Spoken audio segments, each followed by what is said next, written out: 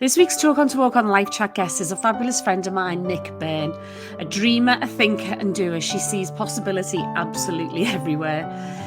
She's approaching 20 years as a serial entrepreneur, and along with her partner Sharon, they employ about 40 people across their urban calm salons, training academy and spa with a purpose, Mini Madams.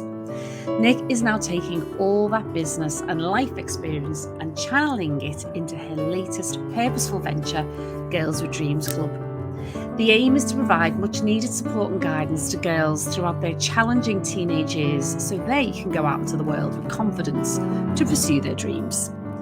Those of us who know and love Nic think of words such as resilience, grafter, and seriously smart. She's also incredibly real when it comes to sharing her thoughts on mindset and hard work.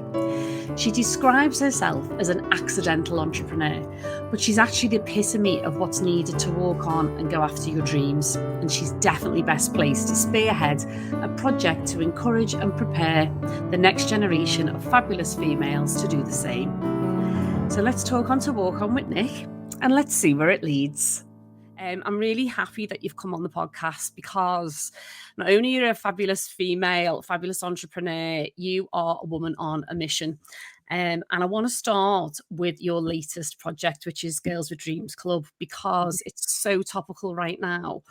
And you are somebody who takes action in relation to issues, many issues that we'll probably talk about along the way in the podcast. But this particular one is one that strikes a chord with your heart, isn't it? Yeah, completely. So Girls with Dreams Club has been, I don't know how to label it. I don't know whether it's an initiative, a project, a platform. And the more that I'm exploring it, especially over the last couple of months, actually a business. But sometimes when you say a business, you think of something that's like a commercially trading organization.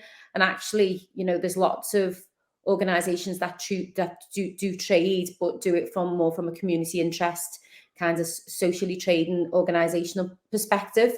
And I guess that's potentially where Girls with Dreams may end up. But initially, it's just an idea of mine, which has been bubbling away probably for about 5 years.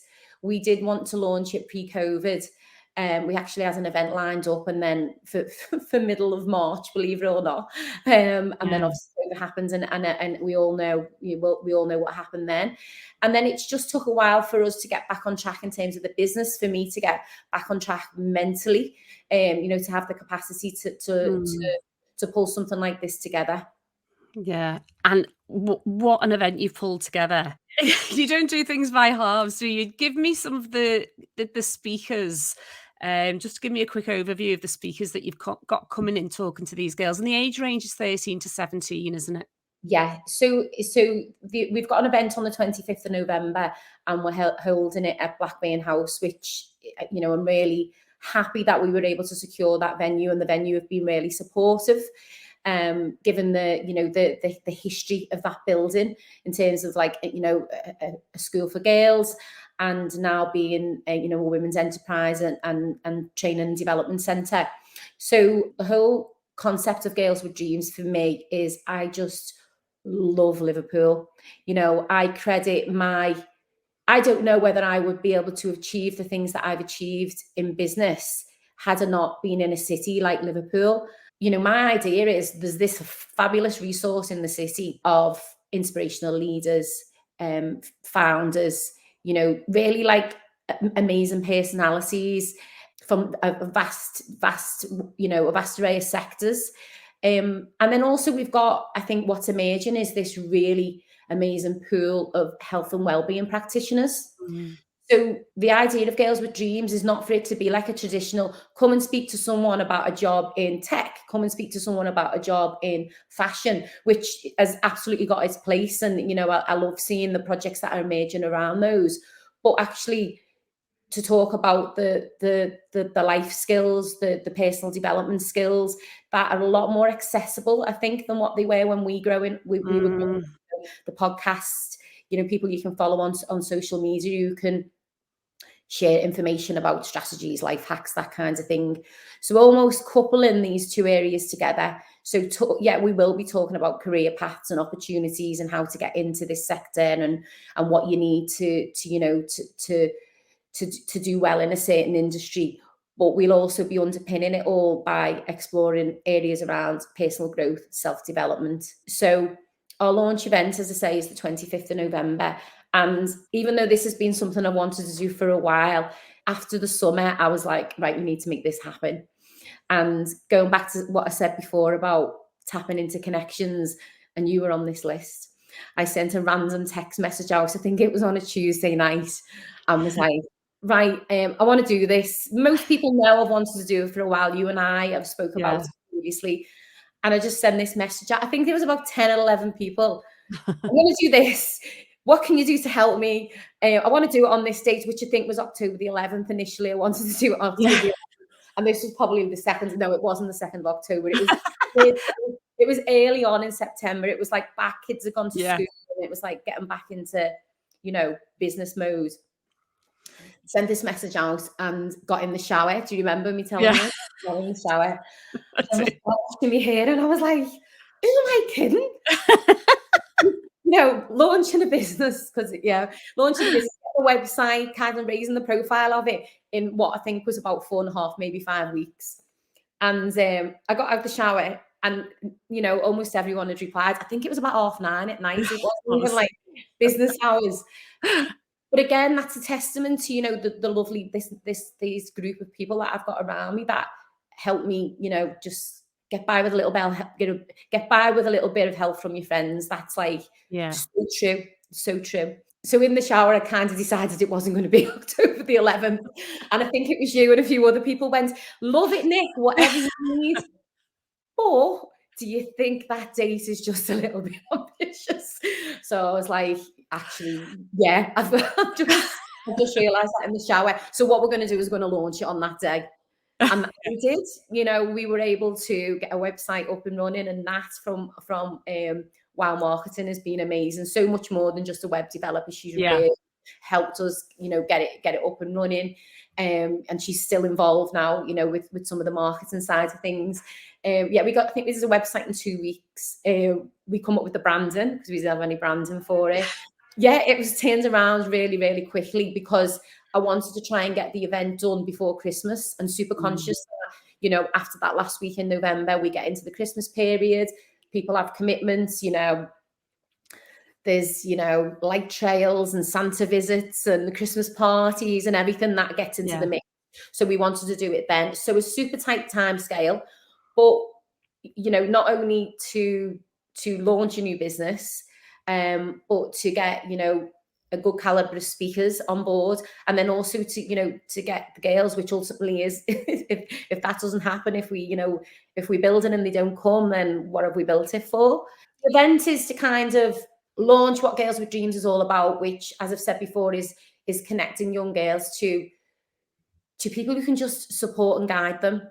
It's going to be super practical, and we are the workshops, haven't you? And what I've loved about it, excuse me, what I've loved about it is when we did get together that day, it was with Sarah. Was it Sarah? And how fabulous was she? And she just made it, between you and I and Sarah, we wanted to definitely make it relatable. And she's a gift, isn't she, in terms of that? We want to make it relatable to Liverpool girls in particular. I mean, it may, the ultimate dream would be to expand it. This, for me, it's very much a Liverpool project, because there is initiatives that, there's global initiatives, there's national initiatives. But for me, what's unique about Liverpool is, it's this, like, you go out and you meet someone in the toilet and either you're related to them or you end up being best mates with them. Yes. We just wake up connection and conversation. Yes. And I want to just capitalize on that, on the willingness for people to help and to get a buzz out of seeing people evolving and people growing and doing well. That's, I don't think, I mean, I'm never say never, but my ambition is not to create something that's outside Liverpool. My ambition is to do something that is for for the young women in our city. But what a case study it'll be, because I know that's what's going to happen, and I think people will probably end up copying it, which again would be a fantastic outcome, because the whole idea is we just want to make it. You want to make an impact on young girls, and the relatable aspect certainly for Liverpool is the concept of the 3 workshops, which I love, which is how to have a boss day, Yeah.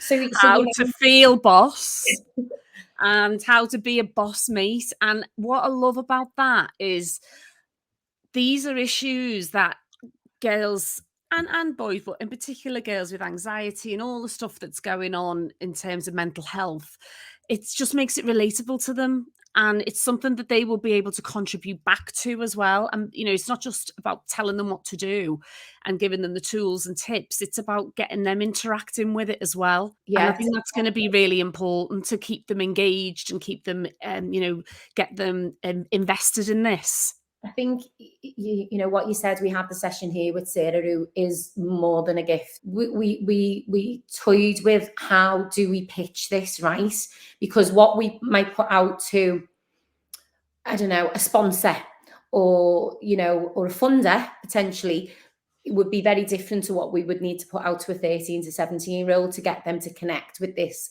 and see it as something that they would come along to. So for instance, we've talked about, we wanted a session on healthy relationships and what is a healthy and an unhealthy one. We wanted to talk about boundaries. We wanted to talk about managing conflict.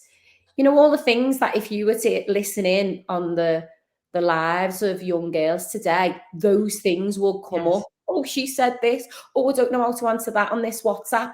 Oh, they're making me feel this. A lot of that is, if you unpicked it, is to do with how we manage our relationship with ourselves and with other people. That day we were in Mini Madams, where I am today, and we just thrashed out and bosses, it's very colloquial. It's a very much a Liverpool term, isn't it?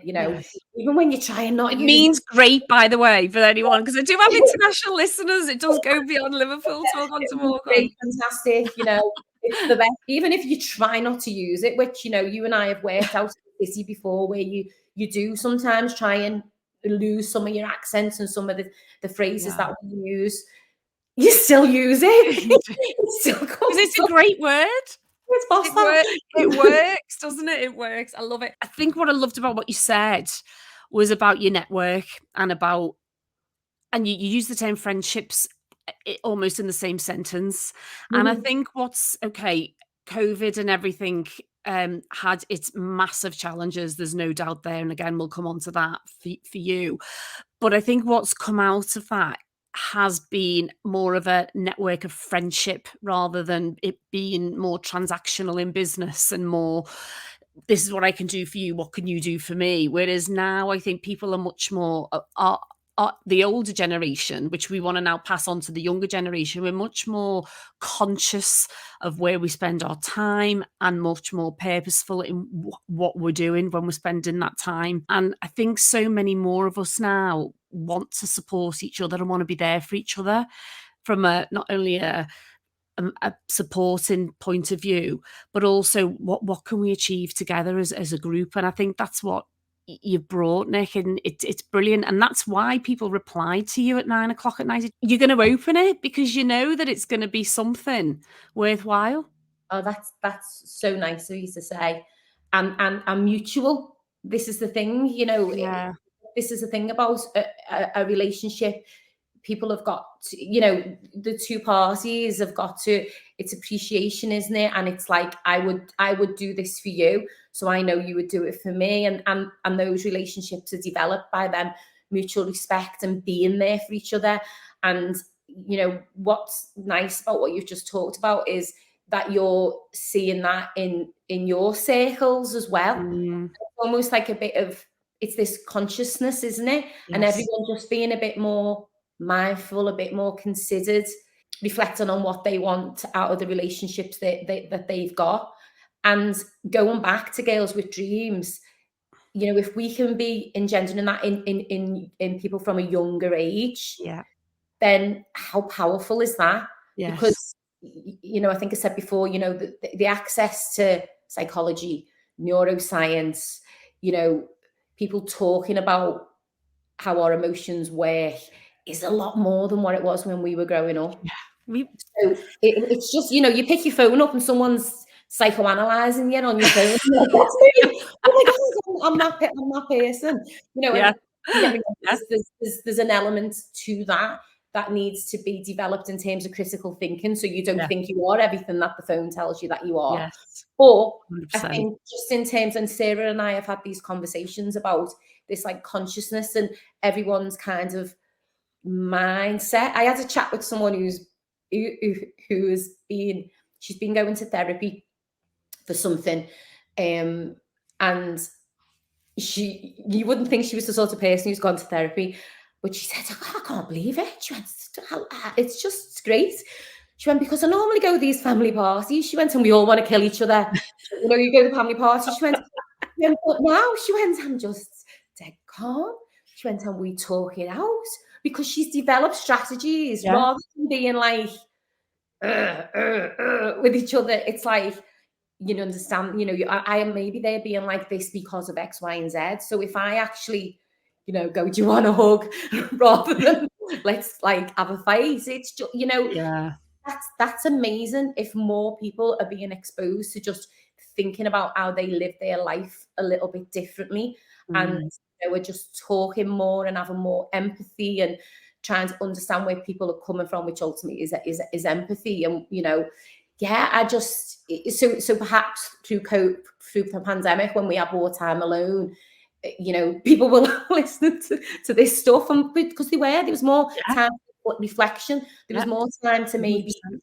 research things that maybe we've been a bit more passive about when we were just so busy on this wheel. And then as a result of that, when we've got back on the wheel, our thoughts and what we expect is different, because we've had that time to pause and digest things that maybe we wouldn't have done before. Yeah, 100%. And I've definitely been there too. I hold my hands up pretty much in every podcast and say, my counsel is still at the end of my phone, because that's what I started it about halfway through lockdown, thinking I could do it all by myself. I was in that reflective mode and I took that step, and he's still there, you know, I'm still like, you know, okay, it's not as often, but again, massively, massively helped me without a doubt. And it's all the power of talking and what we're trying to do now. And certainly with this podcast and, you know, reconnecting with the likes of yourself, who we've always been like there, but not there, and busy and this, that, and the other.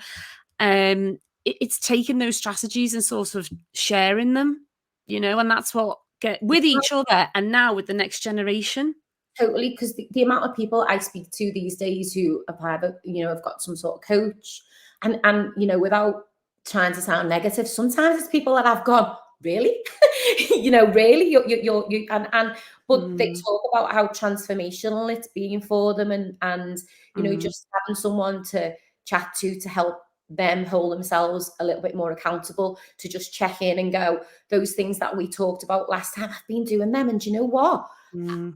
I've seen an impact. I've seen how improved things are as a result of X, Y, and Z. It's a bit of there's a revolution, I think. Yeah, definitely. And you've got the likes of, you've got fabulous Bo Kearns, who plays for Liverpool Women's Yeah, Football Club. And, you know, she's just been awarded, I think it was a Rising Star. And, you know, again, I think she's only 22. So it's, you know, the girls will find her highly relatable. And she, I've no doubt, has got a brilliant story to share around mindset and what she's had to go through to get to where she is. So it's and not that, just about her being a no, footballer. no, It's definitely about her mindset. not the easy bit, but it's like she's really good at football, so she Yes. went into sports, and this is the path she took. She, you know, she went into an academy. She did this. You can Google that and find that out. Yes. What we want our contributors to talk about is the stuff that you can't just Google and find out, you know, without giving too much away. But, you know, when her and I spoke, when she agreed to get involved, which I'm delighted over, she was saying, you know, all the family parties that I have to miss because of training, Mm. the diet, the discipline, the mindset, like what you don't just wake up and become a pro athlete. No. You know, there's so much more to it, which if you want to go down that road, you need to be conscious of, Yeah. and you need to commit to. Yeah. So with all our speakers, you know, that's what we want, is to be pulling out the stuff that, you know, the careers advisor won't tell you If you want to work in fashion, you need to do this BTEC and you need to do that. Really practical information, and you do need that. But what else do you need? I love it. So if you have a daughter, a niece, a goddaughter, friend's daughter, if you're working with youngsters, definitely we'll put the links in the show notes, Nick, and on social media as well. But if they Google Girls with Dreams Club, Yeah. it'll go straight through and they'll see the link to register. Yeah, and obviously it's not just going to be this is the launch event, but there's going to be much more to come. So if you can't make that date, then please do still keep an eye on how this fabulous initiative or business is going to evolve, because I know there's lots of conversations going on, and I think we'll be getting you back on this, Nick. So watch that space. I think it's natural that we talk about mini madams next, because it's the next generation down again, isn't it? Yeah, and you're so right.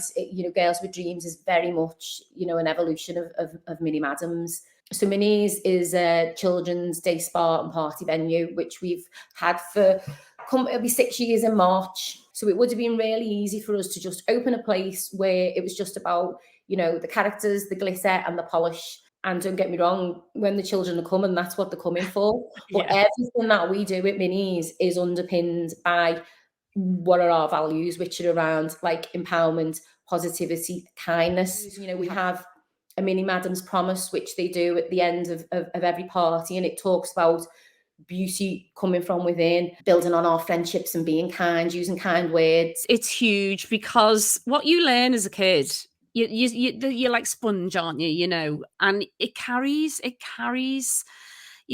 you're getting them hopefully now before. And we won't go on about social media. That could be a whole podcast in itself, the benefits and the minuses and whatever. But you're instilling those values in them from such an early age, which obviously there's the parents doing it and hopefully the schools. But when they're doing it in a fun environment, like a spa with the glitter and the nails and the pouting and whatever, and then you're weaving that into something that's fun, it's more likely to stick. You have this business and of your salons, and it's very much family, isn't it? It's an extended family. And I honestly, truly believe, apart from your drive and your tenacity and determination and all that, I truly believe that's been a key to the survival of the business and your success, because you really do look after your staff, don't you? And that means that they look after you back. I know there'll be issues along the way, but that's definitely one of your values from what I know of you. I always say I can make someone a good therapist, or well, not me, but the team can make them a good therapist, a good hit, but I can't make someone a nice person. So the key is, when we're recruiting, do they connect with Sharon and I? Then we have to see, do they connect with the team? Yeah. You mentioned your superhero. I know you've called her that, and I thought it was so apt. Sharon. How gorgeous. And she's probably going to roll her eyes because she'll come off this podcast with another idea. But I'm convinced that you two should write a book or do something. Seriously, because how many businesses I knew the stats were, there's only 25% apparently of all businesses survive. Really? More than 15 years. And especially in a partnership, Nick. I've been there. I was in. I've got the divorce papers to prove mine. I was in business with my ex for 7 years and took a massive toll. And there'll be a million other stories like mine, but I don't think there are many stories like yours. I'll be honest. It's brilliant. I hear these stories. I know people personally who've been in partnership with their friends or with family members, and it's gone bad. And when it goes bad, doesn't it? Yeah. And then you see, it destroys families, it destroys friendships. But that for me, when I go into something with someone, Sharon aside, I never go in thinking something is gonna go wrong. I know it does, it does happen. But yeah, with Shannon and I, it just works. I don't know what the secret ingredients is. We get on lots of different levels. She's my best friend. She's like my wife half the time, and we probably spend more time with each other than any other person. We know each other's strengths, even Yeah. without sitting down and going, what's your job description? What's my job description? It just naturally just works Yeah. for us. It's very special, isn't it? And I think that that special connection that you have has definitely got you through the toughest of times, hasn't it? The beauty industry took a massive hammering during lockdown. And I know, and again, it was heartbreaking to see you and watch some of the stuff that was going on during lockdown because it just wasn't prioritized. No, And, you know, there was those horrendous moments when they'd say you can open, and then with whatever few hours maybe notice, no, you can't, and the stress of all that. We know, and we still believe, and I still believe that it's true that you've got to work for what you want. You know, you've got to make sacrifices 100%. If we had our time again, we'd probably be a little bit more self-aware. But would we change things? probably, Probably not. probably what we might do is be like, for instance, you know, for me, I'm not great with my sleep and things like that. I'm not great. So if things start to get too much for me, I'll be like, well, it's your own fault because you didn't go to bed early. Yeah. You get what I mean? Rather Yeah. than think, just carry on. So I'll start to go, okay, if I still want to do all of these things, what have I got to do differently? Yes. Rather than let's stop doing the things. It's just like, well, what have I got to do? If I still want to achieve all these things, what do I need to do differently? Which might be, I need to go to bed early. I need to try and fit in, you know, some breathing exercises. Mm. You Yeah, know, and we when would. you get home, like something simple, like if It you go, is. you explode because you've had a crazy day. Have strategies to how you manage your relationships at home so you don't explode. So you can still have a crazy day, but you go home and, you know, I'll do it with Evan and G sometimes when they'll be bothering me with questions, and I'll just go, look, this isn't you guys, but can we just wait a minute? Because my brain's a bit frazzled from today. And we'll do that. And in about an hour, I'll be fine to answer all those questions. Whereas the flip side would be, they ask me the questions and I go, shut up! Yeah. And then I feel guilty because I've told them to shut up. Whereas the strategy of me going, guys, just give us a minute. And Yes. then it goes right back to what we said at the beginning. Just learning these little hacks are how to not do your life, but do your life in a slightly different way. And make Yes. it a little bit, you know, easier and more manageable and less stressful. Yeah. I think the small point that you made is really important. We've just done a podcast, Patrick and I, about your habits, and it is about starting small, and the big point that you've just made is being self-aware. We still truly believe that you've got to work hard and do all the, you know, make the sacrifices and do what you need to do to get where you want to be and fulfill your dreams. But just have that now. What's great about now is people are much more try not to let all that the wellness stuff overwhelm you, and keep it really simple, and do you work out what works for you, Yeah. and take those small, and once you've mastered one small step, you can then tackle another one, and then tackle another one, because while you're really busy running around fulfilling your dream and making your sacrifices and doing what you need to do to get shit done, just check in with yourself every now and again and make that smallest change. They're not- So you mentioned the kids there, Evan and Grace. Are they 9 now? Yeah, they're 9. Can you believe how quick has that gone? Unbelievable. Nuts. It's nuts. And it's, you know, it's a cliche. Everyone says it, but it is nuts. Not the Yeah, 9. yeah, and I'm guessing the boss, brilliant, and I guess they must inspire you, Nick. Now they're getting older as well, and are they a big factor in some of the stuff that you're now doing? Are you thinking you want to make a better world for them and not just Yeah, others? You know? totally. Because obviously, you know, they see a very busy working mum and dad. You know, Paul and I both got our own businesses. We're not as hands-on as perhaps what our parents were. You know, my mum worked really hard. She had jobs of an evening, but she was there of a day for us, and then she'd go waiting on. It's just different, you know, the lifestyle now, 2 parents working and all the expenses that come with that put different pressures on families, I think. So they see that, but I always try and like talk to them about that. So if I can't give them the attention that they need at that time, I won't just like make them think that what I'm doing is more important than them. I'll talk to them about it. And I think that's good. You know, my thing with my children is, you know, resilience, resourcefulness, empathy. I am really tough with them, to be honest. They get away with very little. If they fall over, it's like, get up. If they do something, I'm like, I try and make them accountable. so I'm doing that with them at home.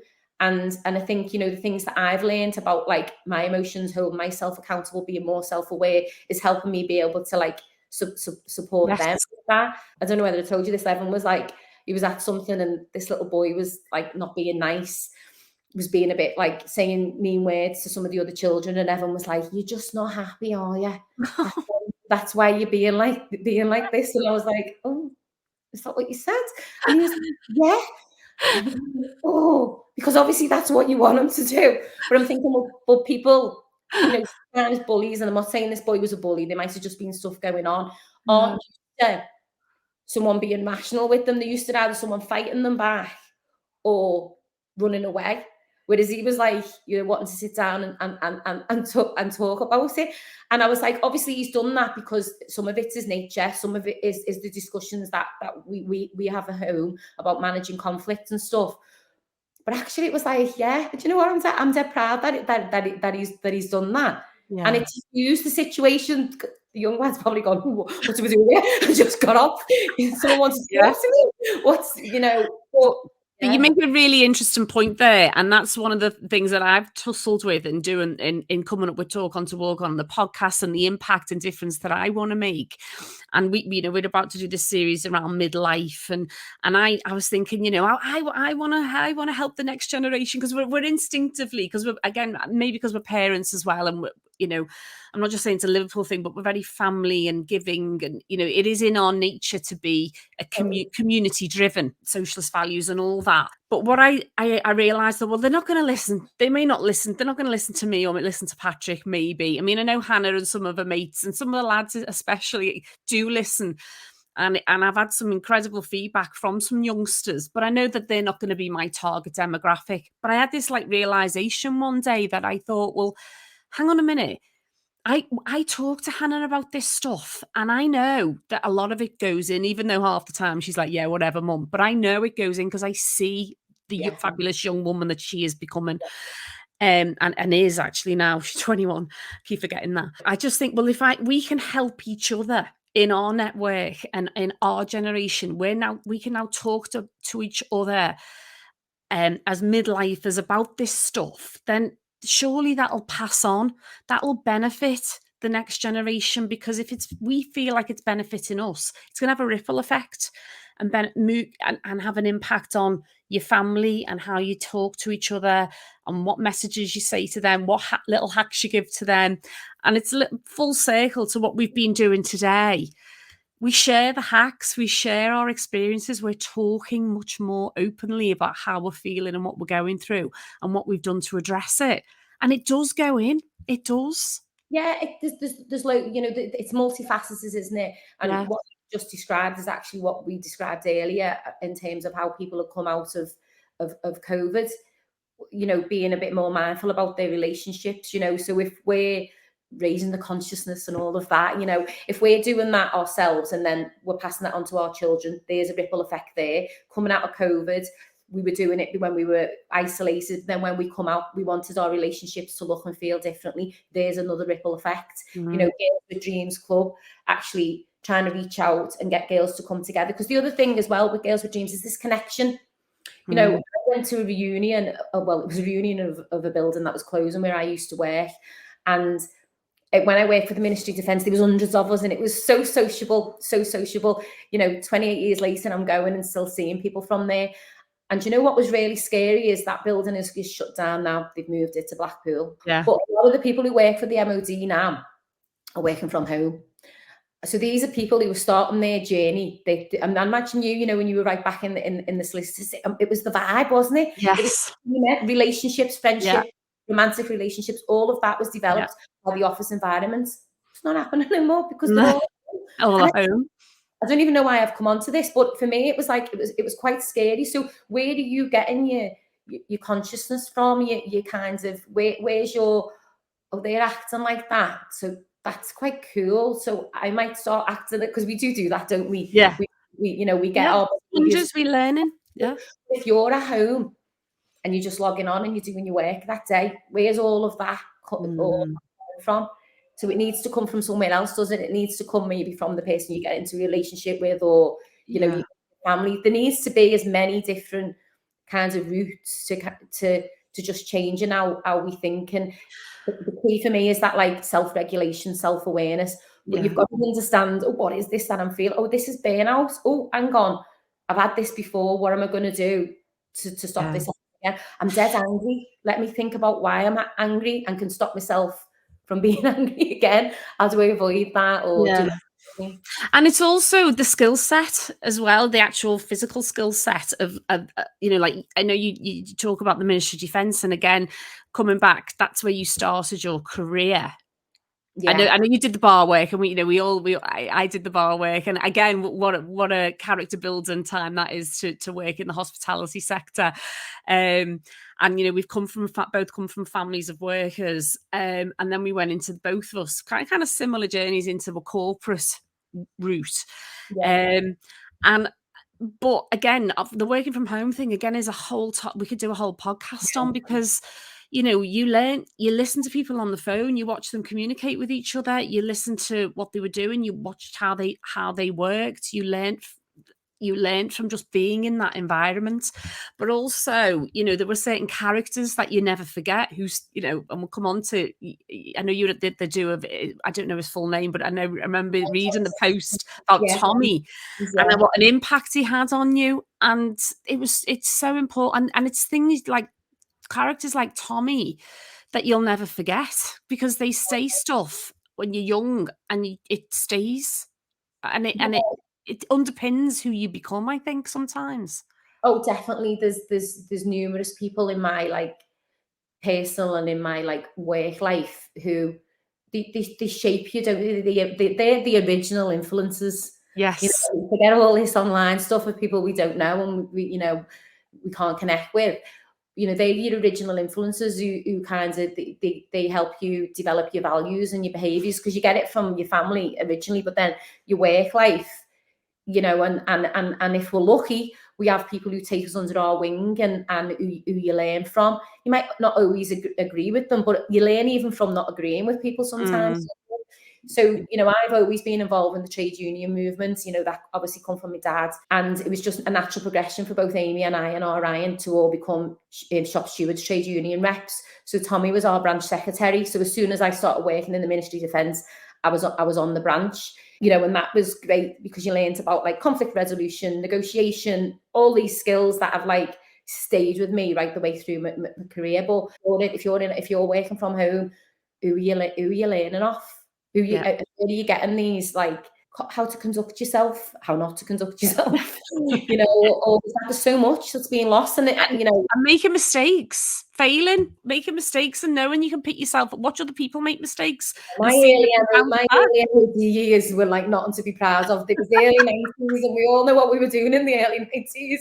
Well, if they were at your party, Nic, they will have seen exactly at least part of what you were up to.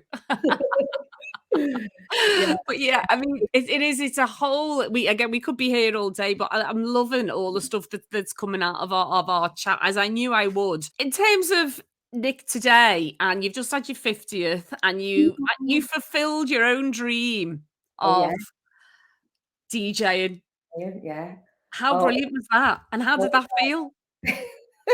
Really nerve-wracking, and plus I didn't really have a drink up until the that time of the party. But yeah, I love house music, love it, and I've always since I think I started working in the pubs when I was 18, and it was vinyl then, and I used to look at the DJ and go, I'd love to do that. But it's having the belief, isn't it? Having the ambition, having the confidence to go.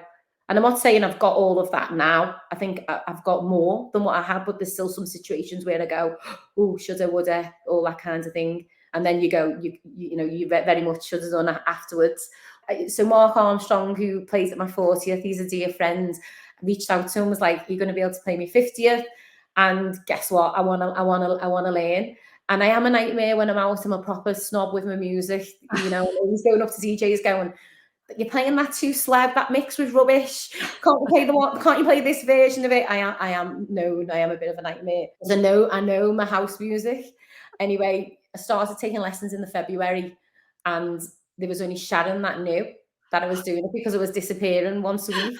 It was the first time in a long time in the run up to my 50th that I was taking the time to like go to the gym, go and have the facials, kind of going, I want to feel good, on the run up to my 50th, and taking my DJ lessons. So yeah, it was we practiced from the February up until the July, and I'd like to. I haven't gone back yet, but I'd like to go back because I was so proud of myself, because I'm not bad neither. You were never mind, not bad. You had the room in the palm of your hand, and when that mask came off, I was thinking that DJ's a bit little. Who's that? Because it was like a little dot at the back, and you had a mask on, and then I just knew. I was like, I don't know whether you heard me scream or whatever. I think there was a few of us that just went, "What?" I was so proud. So proud. I knew how much you loved to do it, and you fulfilled your own dream that night. Now we've come full circle. We put these kinds of like desires and ambitions, not work, but these like personal things that we think, oh, that's just silly. People will think that's silly if I want to like, start singing in a choir when I'm in my 50s, or these like little, almost like the passions that it's all about work, it's all about family. These things that I want to do, if you didn't do them when you were young, you couldn't possibly do them at this age. And I'm like, I am proud of myself for doing it. But no, it was brilliant, Nic. It really was. It was just, and I definitely think, honestly, since then, I'm looking at you, and I definitely think you've got a new glow about you, because you've taken the time to put you first. It's kind of like slackened off a little bit now, but I'm mindful of it. Like the DJing thing, Nic, this is something that we've done ourselves. It's our purpose at the moment, but also it's something that we're enjoying. We're learning, we're growing, we're challenging ourselves. We want to see where this is going to go. Could end up, we talked this morning about a foundation. How can we connect and collaborate with others doing great things, rather than going down routes ourselves and trying to reinvent the wheel. And it's given us a real, well, certainly me, we, again, a bit like you and Sharon, we have had our moments, but it's because we're out of our comfort zone, and that's what it's all about, isn't it? Yeah, and added to what you've said, it's the opportunities that you're given to your guests that come on. Yeah. The platform that you're given to them for whatever it is that they've got going on, or they want to make more widely known. Yeah, and that's one of our values, actually, certainly, and it's going to be sort of a bit stricter going forward. And to be honest, most of our guests have had brilliant purpose behind their stories and whatever, but definitely the value going forward, because we obviously do get approached for people to come on the podcast. It's not just about business. It's about, well, what else? It's got to have some purpose behind it for us to promote it and collaborate together. And again, it's not just at the end, the podcast comes to an end. We want to be part of the journey a little bit, I think what you and I were speaking about, I think last week, in terms of like your niche and the midlife, and kind of, what changes or what direction are people going in as a result of something that maybe they didn't think was going to happen, which can happen, or whether it's actually they've intentionally gone, I need to make a change, because sometimes it's forced upon us, isn't it? Circumstance, the environment, means that we find ourselves either through loss or whatever, that we need to do something differently, and sometimes it's just like, it's time. Because there are so many stereotypes and labels attached to being in midlife or middle-aged, I think there's almost an expectation. A lot of people think, well, I'm now, I'm in my 40s or 50s, and I don't have the same energy, and people can so easily allow themselves just to drift, and their lives to drift away. The energy and the enthusiasm and the passion that you show is brilliant, and that one of the messages we try to put out is that we should be more like you. We should all be more like you in terms of that energy and enthusiasm. There's no reason why when you go through midlife, you can't keep that. It needs certain things. You were talking about, sometimes you think, well, I feel a bit ratty because I haven't had enough sleep, or you might suddenly decide actually you need to change your diet a bit because you're not eating the right kinds of foods, which is all about the self-awareness point that you're talking about. I suppose the message is trying to get to people to say, look, when you're in midlife, just get a hold of yourself and think about what you need to do to keep yourself going and keep that energy and drive. And here you are now setting up new businesses. I'm sure you're going to carry on, coming up with your new business ideas as the years go on. And it would be great if more people thought that way, rather than being all, well, I'm middle-aged now, I'm not gonna party anymore, I need to slow down, and I can't really change anything in my life, and it's all too late, and it's all sort of a bit doom and gloom, whereas it should actually be a time of our life where we celebrate things. But do you think sometimes, though, those kinds of like beliefs and behaviors haven't just come on people when they hit 40s, 50s? They've probably been like that all their lives, and maybe there's been lots of good point, or things that they've not engaged with, or things that they've lost because they've had that kind of mindset growing up. There's probably a mixture of some people who go, now it's time that I can be, a grumpy old man or a grumpy old woman. Well, I think you're right. Some people just, and that's okay. I always say, if everyone was the same, they'd be knocking in the shops. When we all want like the purple jumper, if everyone had the same mindset and the same beliefs and everything. So we do need to have that, variation. But I think the more we're talking about self-awareness and holding ourselves accountable and self-regulation and all of this, I think we're actually being in a routine or in a cycle where it's negative and it stops you doing things you in your own way, and you don't understand why you're in your own way.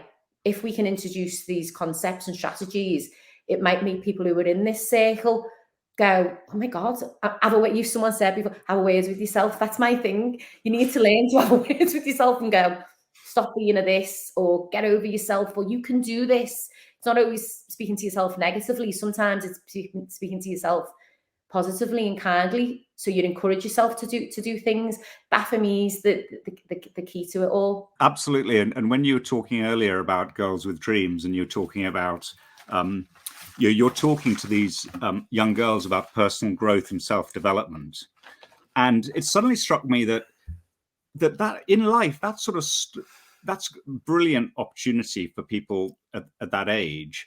And then when you get into your 20s, unless you're working for a big company where they send you on courses and that sort of thing, during most people's working lives, there isn't any personal growth or self-development that's thrown at them. Whereas actually, particularly in midlife, that's really, really important. That personal growth and self-development has to continue. And that's probably the point you're making as well, isn't it? That it hasn't happened, and people need to slow down and think of that. Yeah, you're right. I mean, it's not within the school system. It never has really been. Most employers, even if you were office space, didn't introduce those, unless maybe you were like on leadership training.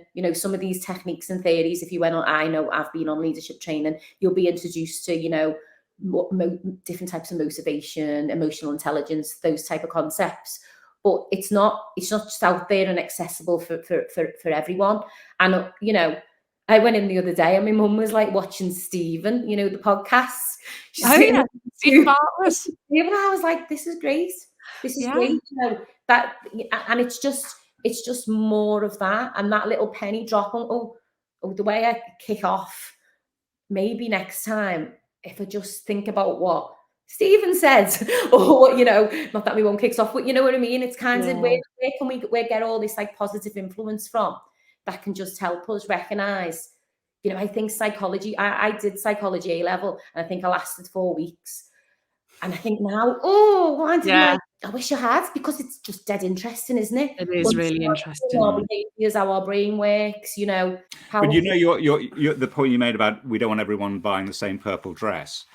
But at your party, when you got up and DJ'd, I bet there were people in that room, or maybe not because they're all friends of yours, who would be thinking, God, I wouldn't be able to do that. Or, I'm so-and-so age, I couldn't possibly do that. And that's just the DJ is just an example, but it is a sort of a state of mind when you start. I mean, you talked about barriers as well earlier on. You start imposing your own barriers as to what you can and you can't do. Definitely. And I'm probably still guilty of that with, there's maybe things that I would like to have done that I go, oh no, I'm too old to do. But yeah, I think we're all probably guilty of that. And then we all look at the people who do it and go, well, I wish I would have, you know.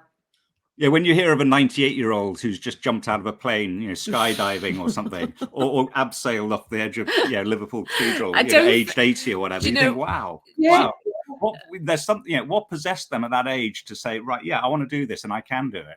It's great. Whatever it is, it's a great thing to have in your mind. Nic, the one thing you can't say about yourself is woulda, shoulda, coulda, because you can't apply that to you, I have to say, as your friend and as a bit of a mini worshipper.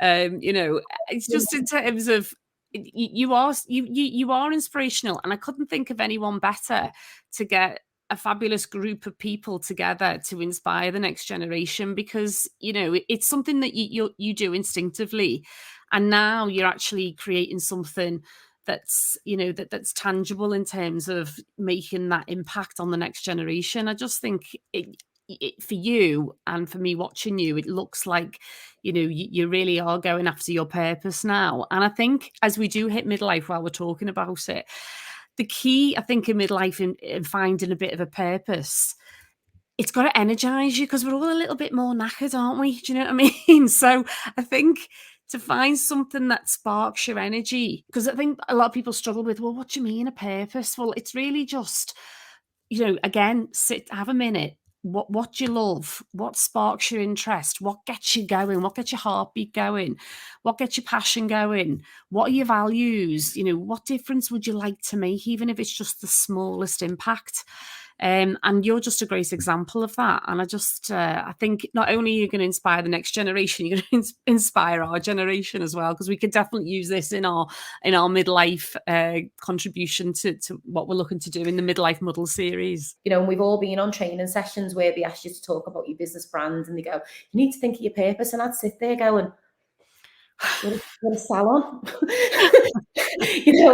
And I'd be like trying to articulate, with a salon, and we have lots of regulars and we do a good service, and I'd really struggle to kind of see what our purpose. I think with dreams, it does happen more naturally. And I think going back to sort of where we are in our journeys, I think turning 50, this being something that I've wanted to do for a while. I'm not saying I've kind of lost my spark with the businesses, but it's kind of like I just feel like this is the time for me to do something different. I did a master's in regeneration and management. I worked in that regeneration skills and education field. So it's always been, I think, where I'm probably more at home than running a commercial business, even though that's what I've done for a long time now. That kind of community, kind of public sector service, kind of doing something wider than just it being like I'm running a business for profit, has always probably been where I feel most comfortable and think I can perform more as well, if that makes sense. Yeah, at 100%. And you will. I have no doubt that you will whatsoever. I'm going to close it, but what I'm going to say at the end is, I don't know who spoke to each other first, God knows how many years ago. Must be 40 years ago, Nic, maybe more. St. Cecilia's, so yeah, easily. Yeah, we used to walk up home together. I don't know when we discovered each other, but we suddenly realized that we lived near each other. We didn't hang out around together because it looks ridiculous now, but it felt like you lived so much further away from me because you stuck to your street, didn't you? Or you stuck to passed my road. We passed my road to get and then you carried on like literally 5 minutes, wasn't it? Yeah. Well, in terms of power of conversation and where something's led to, how mad's that? If we'd have predicted that 45 years ago, we'd be sitting here talking about your fabulous project that I'm hoping, you've invited me to be a part of, Girls with Dreams. It's stuff dreams are made of, really, isn't it? Well, yeah, we did a lot of walking and a lot of talking, didn't we, back and forward to St. Cecilia's, and I'm so happy that you agreed to, because you're so supportive. You've just given me a lot of bouquets there, but I want to return them. I know I can count on you, and not just because you're a good person, but you add so much value. It's not just like, oh, Michelle's really good. It's like, Michelle's like really good.